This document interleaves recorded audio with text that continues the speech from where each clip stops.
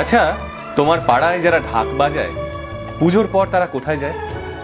কিংবা ধরো তোমার পাশের পাড়ার পুজো, যে মানুষটা ঘুগনির স্টল নিয়ে দাঁড়িয়েছিল, পুজোর পর আর তাকে দেখতে পাও না কেন?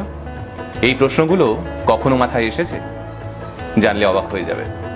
এই মানুষগুলোর পুজো শুরুই হয় পুজো শেষের পর।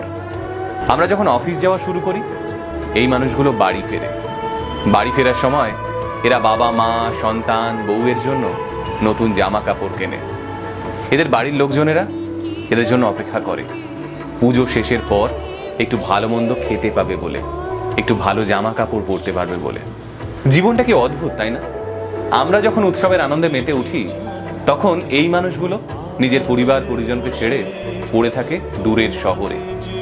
কেউ বেলুন বিক্রি করে, কেউ ঢাক বাজায়, কেউ রোল চাউমিনের দোকান দেয়, কেউ বাবা নিজের হাতে আঁকা শিল্পকর্ম সাজিয়ে বসে এই শহরগুলোতেই।